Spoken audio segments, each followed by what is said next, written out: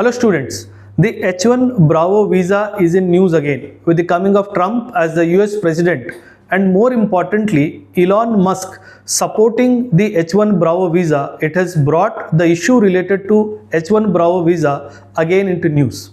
As you all know, in 2016 in America one movement happened. The movement was called the MAGA movement, M-A-G-A, MAGA movement. It is nothing but Make America Great Again movement. The people who are supporters of this movement, they are critic of H1 Bravo visa. So in this video, we'll try to understand what is this H1 Bravo visa. To put it simple, H1 Bravo visa is nothing but a permission given by the America to work in America to skilled workforce from across the globe. So who are these skilled workers? See, in America, because of the size of the economy, the local population of America is not sufficient enough to support the economy of America. So to give a helping hand or to extend a helping hand to the economy of America, it hires many skilled professionals from across the country. So the visa that America provides to these skilled workers to come to America and work in America is called the H1 Bravo visa.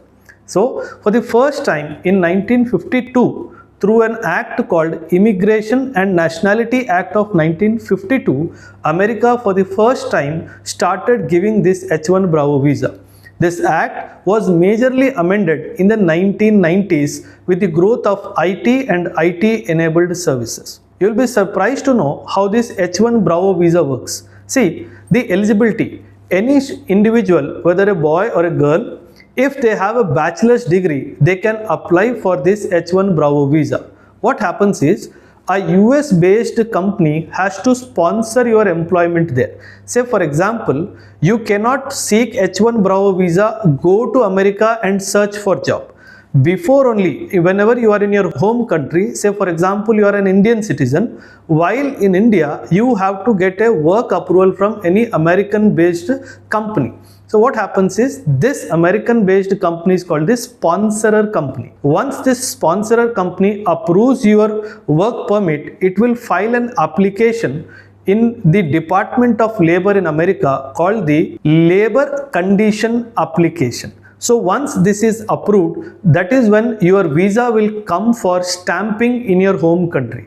So once the US sponsors your employment, once the Department of Labor approves your coming to America and work for America, that is when the Embassy of America in the home country like India would call you for your visa approval. Understand? Now, very importantly, we need to understand that there is a cap on how many applications can be approved as part of H1 Bravo visa.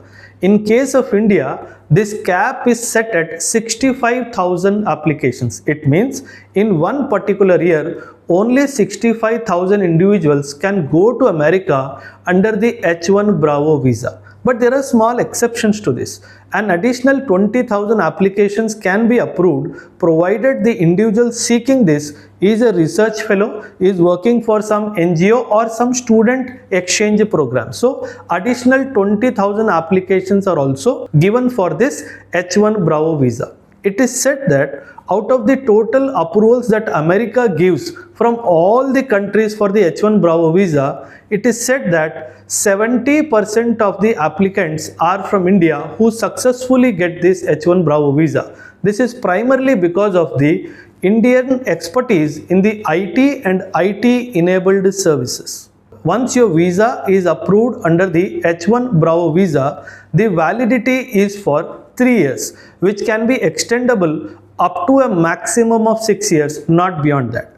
And also, very beautifully, while you are under the H1 Bravo visa, you can even apply for the permanent residency, which is famously called as the green card holder. Once your green card is approved, you can continue to stay in America for a long period of time.